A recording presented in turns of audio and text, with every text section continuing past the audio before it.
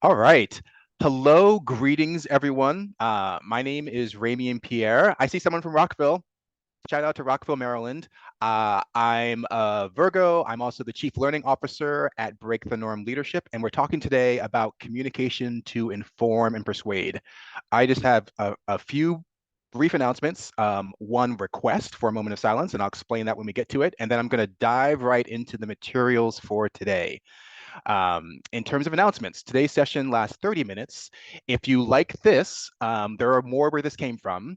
The reason why today's session is only 30 minutes as opposed to an hour is we save our hour-long sessions for sponsored events.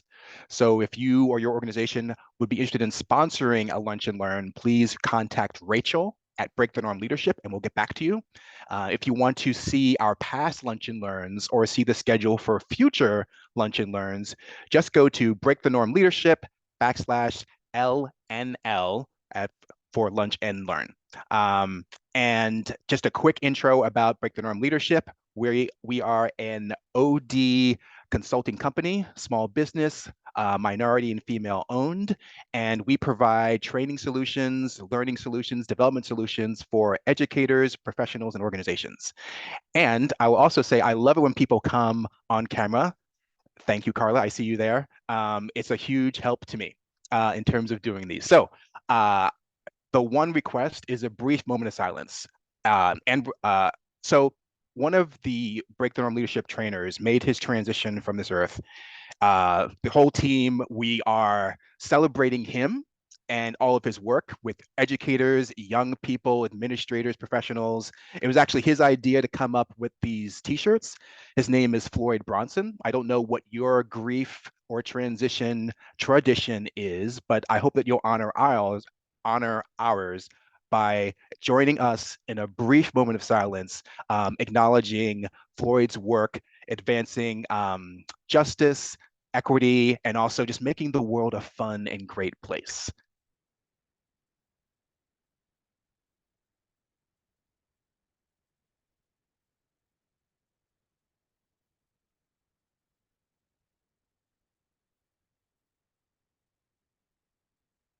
Okay. Um, I and the entire Break the Norm leadership team, and thank you for that. So let's get into today's session about communicating to inform and persuade. And I'm going to start by first saying we had a previous session in October called Lost in Transmission, which covered a lot of material about communication. Now, the inspiration for that session was an embarrassing moment that I had, where after 20 some years of coaching people on how to present information, doing it myself, facilitating conversations. I was giving a presentation to a panel of reviewers, and about 15 minutes into the panel, one of the panelists said, it was a Zoom call. One of the panelists said, have you started the presentation yet? And you can imagine that my stomach dropped. But it really caused me to go back and think, all right, how did I mess this up? And I tried to get back to or get to what are some first principles around communication. So if you go to Break the Norm Leadership /LNL, you'll see the October session was called Lost in Transmission. There's a great handout and a recording of that session that'll give you a lot of information about communication. But we wanted to build upon that with this session and focus on two things: communicating to persuade and communicating to inform. There's a handout for this session as well. If you go to breakthenormleadership.com LNL, you'll be able to download the handout for this session. I'm going to be talking about that and going through that handout a little bit more in about, let's say, about 10 minutes or so. But let me share some information first. So here's the problem. We all know the problem. We're trying to communicate with other people, and we want to make sure that we do it in a way that they will really grasp what we are trying to get them to grasp. And what I have found is, and I'm sure you've all seen this, is this world lives in PowerPoint. I would love to change that, but that is not what we're going to do here. I have no magic anti-PowerPoint spell that we could wave. So going with that, I want to try and give you some tips that you can incorporate into your information presentations, which will likely be PowerPoint, very easily. That might help them be more impactful, because what I've actually found in the research is a bad presentation is worse than no presentation at all. Let me say that twice because I didn't believe it the first time I read it. giving a bad presentation is worse than giving no presentation at all. So you might as well do a good job. And I encourage you to steal shamelessly the advice that I have stolen from others. And so let me start by sharing a few slides. We're going to walk through these. We'll also probably make them available and probably email them out to everybody, but they're pretty simple. All right. So the first are two weird series of numbers that I'm going to explain. The first series, 3 times 3 equals 2, and 7 times 1 equals 0. I started my career as a middle school history teacher, and to this day, I contend that teaching middle schoolers and teaching corporate professionals is not very different. They all want the bottom line up front. They all want engaging content that deals with the problem they have right now. The big difference is that a middle schooler will tell you if you wore the same pants twice in 1 week, whereas a grown adult probably is too polite to tell you that.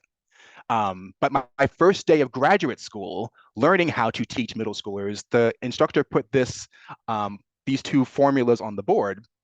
And I'm like, I know I'm not a math genius, but I can tell that those two things don't make sense. And then he told this story, which made it all clear for me. If you tell a student 3 things in 3 different ways, they're likely to remember 2 of them. If you tell a student 7 different things, but only mention them once, they're likely to remember exactly 0. So the point he was trying to make is we think we're communicating clearly by when we say things once, but those of you who have ever worked with kids, who have your own children, work with corporate professionals, you know that you can't just say it once and believe it's going to sink in. You have to say it multiple times in different ways because people have different modalities for learning. You don't have their attention every second of every minute you have with them. So get ready to share the same information in different ways. Later on, when we get to the persuasion part, we'll talk to you about some of the different ways you can share the same information in a way that will actually be very persuasive. Now, the second number at the bottom, 5 plus or minus 2, this is something that I've seen over and over and over again in my work as an educator, at the middle school level, at the college level, and at the graduate school level, that when you're trying to share information with other people and you have 1,000 things to share, how do you do it? And the key is breaking it up into chunks. And what I've seen as the magic range of chunks is 5 plus or minus 2, that somewhere between 3 and 7 chunks of things are what the normal, typical human can hold in their brain at any one time. So if that top formula doesn't work for you in terms of, I have more than 3 things I want to share, fine. But bunch your things into 3 to 7 different groups, 5 plus or minus 2. That's also the magic number for the number of people who are in the ideal size group, the number of levels in the ideal size organization. Like in this OD work, I've seen that range occur like so many times, it just cannot be coincidence. So when in doubt, if someone says to you, how many or how much, the answer is probably always 5 plus or minus 2. All right, let me go to the next piece because the other challenge that many people have when they're informing, when they're sharing a lot of information, is they overload their listener. They sometimes don't know they're overloading their listener, but they do. And I want to talk to you what I've seen in the research in terms of what is causing that overload, what it looks like, and why. So I use this slide and take a look at the slide just visually and what you see here. At the end of the slide, you see basically cars parked on top of each other in a crazy way. Like, I don't know where this picture came from. I found it on the interwebs. I assume it's real. It's also very embarrassing. And to get to that point, what has happened is someone in your audience who's listening to you as the presenter, while reading your slide, that information goes into the linguistic channel of processing, and then it ends up causing this car wreck on the other side. And here's what I see time and time again with PowerPoint. You probably have all heard this, but I'm just trying to drive the point home here, is that you can't talk and share a slide and expect people to get what you're saying. And I'll tell you why in a second. Like the greatest crime against humanity, that's an exaggeration. The greatest crime against presenting in corporate spaces or professional spaces are when people don't use PowerPoint for its visual power, but instead use it to share lots of text while they're talking. It's a visual medium. Use images, use graphics, use pictures. The reason why that's so important is because when you only use one channel, the linguistic channel for your PowerPoint slides, you're going to create this overload and this confusion. Here's why. The same part of our brain that processes spoken word is also the part of our brain that processes written words. So while people are reading the text, like you're probably doing right now, and listening to your voice, as you're probably doing right now, you end up jamming up their linguistic channel.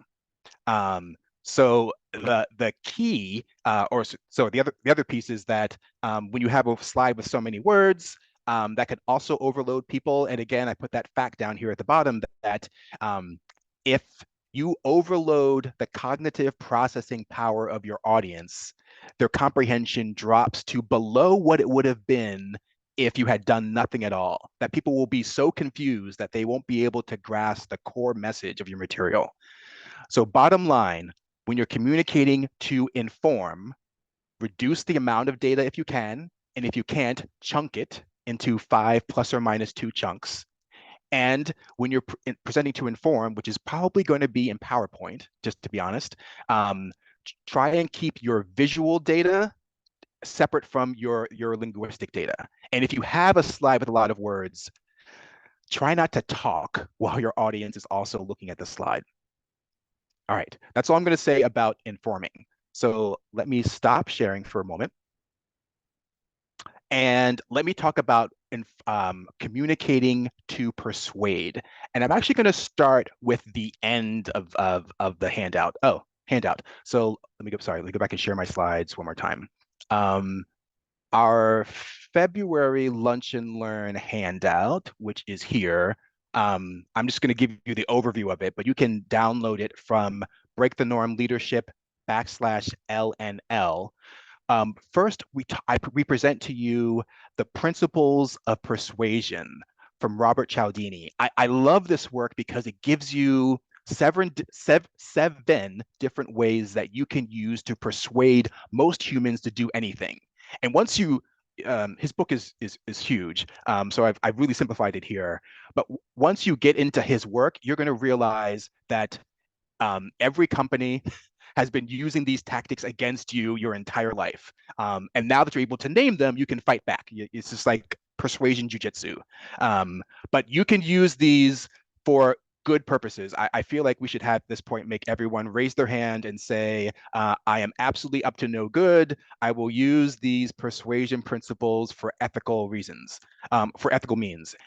And to be clear, what ethical means, as far as Break the Norm Leadership is concerned, is if the you're communicating ethically, if the audience you're talking to knew what you were doing and would still be okay with it, then that's ethical. If you have to hide the why you're doing it, then it's probably for a bad reason. You probably should stop. So first we go into the 7 principles of persuasion. We define we give you the principle, we give you a brief description of the principle, and then we give you like a very short tagline to help you remember it and how you could apply it. Then on the second page, we do 2 things. We understand that when you're communicating, not just to inform, but maybe communicating to develop a positive relationship with your audience, or you're communicating to help the audience make a decision about something. And so you want to reduce the amount of uncertainty they have so that they'll take action. Or perhaps you just want to motivate them to move, motivate them to do something. That depending on your motive, there are some of those principles that'll be more valuable than others. For example, if I want to motivate you to take action, I might use the scarcity principle or the commitment and consistency principle. The commitment and consistency principle, that's the idea that if I make one move or make one decision, I'm likely to keep behaving in accordance with that first decision so that I appear like I'm like a consistent, like stable human being. So for example, I'm just going to use names that I can see. So if I said Kimberly, 2 plus 2 is 4, right? And Kimberly says, yes, she's committed to 2 plus 2 being 4. And then what if I said, Kimberly, 2.2 plus 2.2 is basically 4, right? Even though it's really 4.4, she might say yes. And then I said, and so Kimberly, 2.5 plus 2.5 is basically 4, right? Now, even though Kimberly knows in her head that 2.5 plus 2.5 is really 5. She's more likely to stick with her previous answers, she's more likely to appear to be a consistent person, um, then she would jumping to 5. So even though she may actually say 5, there's a part of her that wants to say 4. Um, so that's the consistency theory. So if I'm trying to drive you to action, I might use one of those. Like, you've already done this and you already done that, so you might as well do this. That might be the way I convince you with the same information. Or I might say, use the scarcity principle, like there's only this much left, you got to act fast, or we only have this much time, or like I'll create this implied or actual, or illustrate some actual scarcity to get you to move fast. So I love this table because it helps you figure out, all right, based on what I'm trying to do, which principles might I want to start with, because I don't have time to do all of them in my communication. But let me start with the part on the bottom, which I think is really cool. It's the SOAR storytelling framework. And let me say a word about stories. I used to believe that feelings drove action, that if you just got someone motivated enough or angry enough or something enough, they would take action. But I went into the research. This time I went to the folks, they changed their name. They're now called Crucial Learning. But if you've ever read the book Crucial Conversations or Crucial Accountability, which are actually fantastic texts, they did research, and what they found was that in corporate spaces, at least, that didn't drive action. Feelings didn't drive action. What really happens is stories drive feelings, which drive action. So if you can change the story or put it in a powerful, compelling story in someone's head, then they're more likely to take action. And let me give you an example. I was doing a training with a large North American based tech company. I was working specifically with their Black and Latinx employees, and we were working on persuasion skills. Like, how do you persuade people to act? And we were using storytelling as a framework. So we taught them the SOAR model, which I love because you can use it for short answers, like to interview questions, or if you want to tell a keynote. The same framework: situation, what situation, what's going on. You give the people a picture of like what the main character, if it's you or if it's somebody else, what the main character is experiencing. Then the O is for obstacle or opportunity. Like, what obstacle did that main character are they facing, or what opportunity do they have want to take advantage of? And then action. What action was taken? And then last is result. So in an interview, if someone says, Ramian, uh, tell me to what degree you feel you are a diligent employee. I would paint a situation. I would say, picture it. It's 2022, and I'm working at such and such organization, and here's the obstacle. We had to do X, but this was getting in our way. So as a result, I decided to take the following actions, and here are the results that I had. That's a story I can tell in a minute or less. Or I could drag it out into a longer keynote. So that's why we like the SOAR framework. Back to my story. So picture it. Let's make it 2022. I'm doing this training with this tech company's Black and Latinx employees, helping them become more convincing, more influential, more persuasive within their organization. We teach them the storytelling technique. We also taught them, we call it the persuasion trifecta, ethos, pathos, logos, using those three modes, basically head, heart, and gut to convince people. So we said, now that you've learned those two techniques, here's a chance to apply them. And we broke them into two groups and did something we called the Great Debate, where we gave them positions that they had to argue, and both positions were oppositional, right? Send them off and come back, and we are the judge. So we're ready to listen to their arguments. The con group, I think the topic was, it was a diversity topic. Like, basically, the con group was arguing all diversity efforts are bad in all cases. So this is the really powerful part of the story for me, is the spokesperson for the con group. He started by saying, I want to say two things before we start. The first is, we don't believe anything we're about to say. Noted, and not surprising. I'd heard that before. The second thing I thought was really compelling. He said, and everything we're about to tell you is a lie.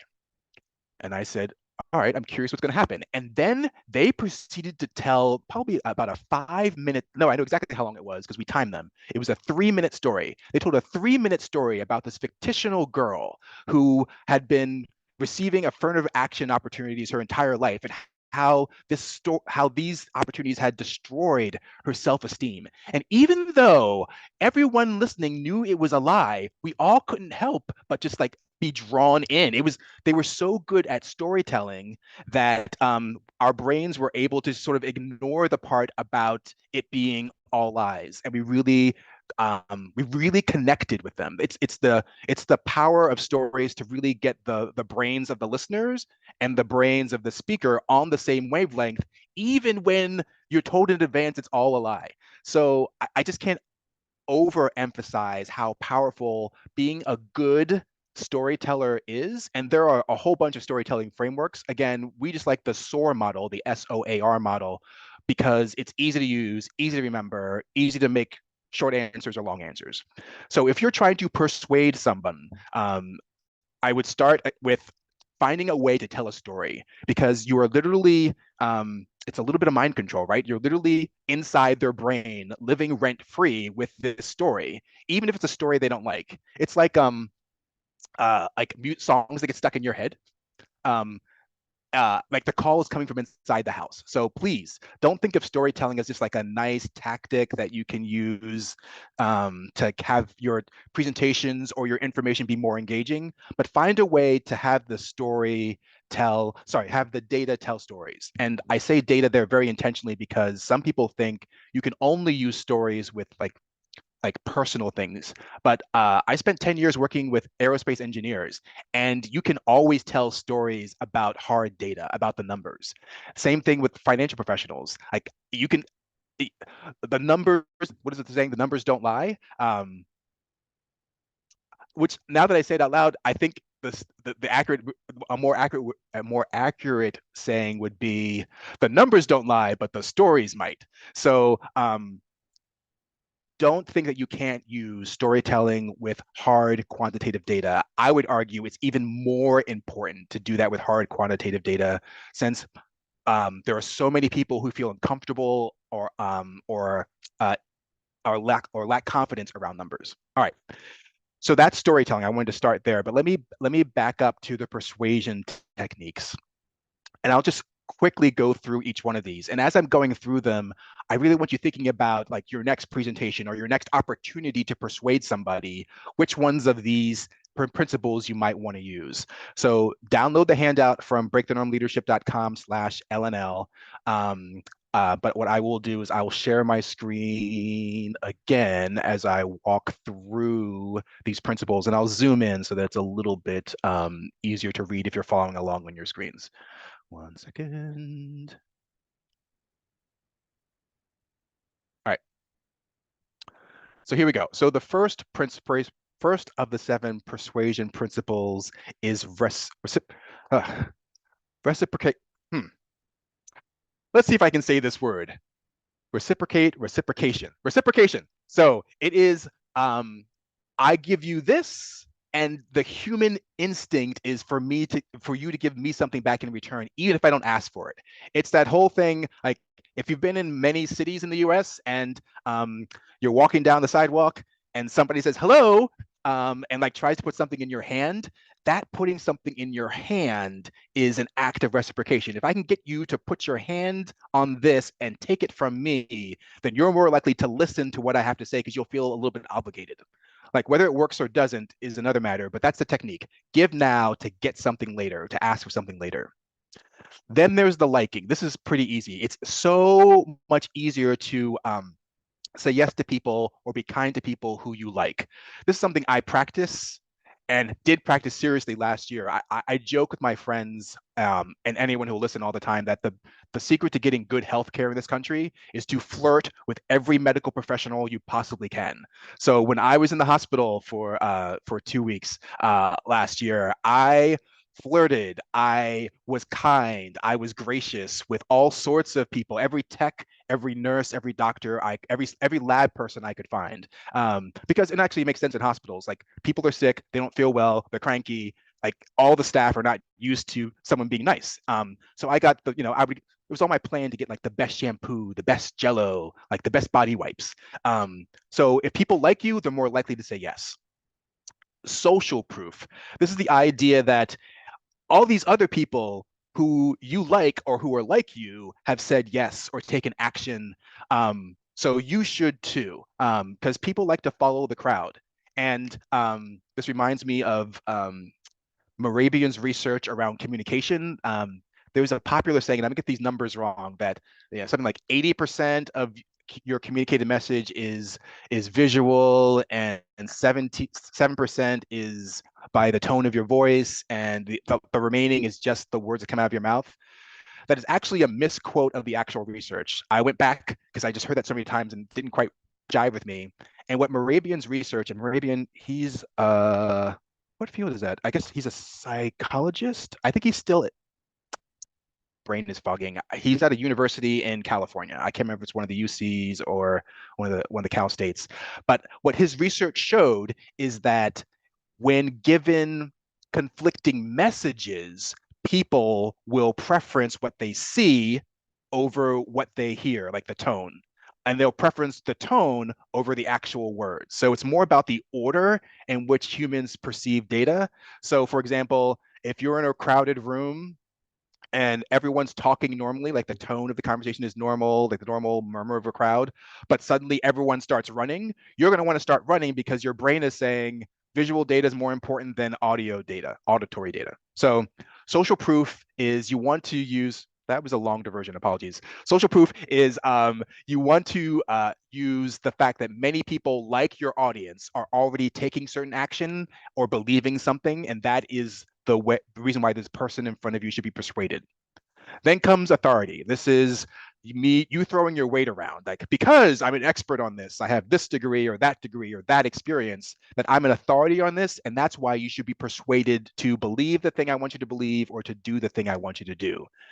I talked about scarcity, but earlier, scarcity is when I create a perceived scarcity of things, like time's running out, or there are only a few left, or I illustrate an actual scarcity. There are only a few left. Commitment and consistency is I use your previous behavior kind of against you. I say, you've been doing this, this, and this. So of course you want to do this thing that I want because it's next in line. So if whether I get you to do those actions or whether you've done them on their own, humans want to appear that their behavior is consistent, especially when they're being watched. So you're more likely to behave. Sorry, your future performance. So your future behavior is more likely to match your past performance, particularly if you're being watched and asked. And then that gets us to the last principle, which is unity. That's where I show that, like, I am part of you. I am with you. You see politicians use this all this time, that, I'm one of you. That's why they go and eat in diners. Besides the great pancakes, they want to send the message that I'm connected with you. I like the things that you like. We are part of the same tribe. It's us and them over there. And so you're more likely to agree with me. Again, these are all persuasion principles, which I really encourage you all to use effectively when you're communicating. So let me review. We talked about communicating to inform. I admitted that I can't fix the addiction to PowerPoint that exists in professional spaces, but I gave you a couple of tips about how you could use it to your advantage. Repeat the message multiple times. How many times? Between 3 and 7 times is the magic number for everything. And if you have a lot of data, find ways to chunk it into 3 to 7 different pieces. And if you're using PowerPoint, lean into the visual nature of it, like show images and tell stories. If you have lots of words, don't talk much while the words are going, because your words and the words on the screen go into the same brain channel and can overload your audience. And then in terms of persuasion, we talked about storytelling, the SOAR model: situation, outcome or opportunity, action, and result. And then we also talked about the principles of persuasion. So download the handout for today from breakthenormleadership.com/LNL, and download the February handout, and you'll get all of this data in a nice compact form. So the one last thing I'll leave you with today is if you liked anything that we talked about today or found anything useful, we are available to work with individuals and organizations. Just contact Rachel at breakthenormleadership.com. Check out breakthenormleadership.com for our upcoming Lunch and Learns. Next month, we're talking about developing and leading high-performing teams. I'm very excited about that.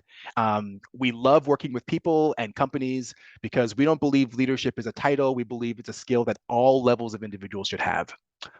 I really appreciate you joining us today. Rachel, anything to say before we sign out? Wait, you're on mute. Nope, I think that's it. And we definitely appreciate you all taking the time for the moment of silence for our lost trainer.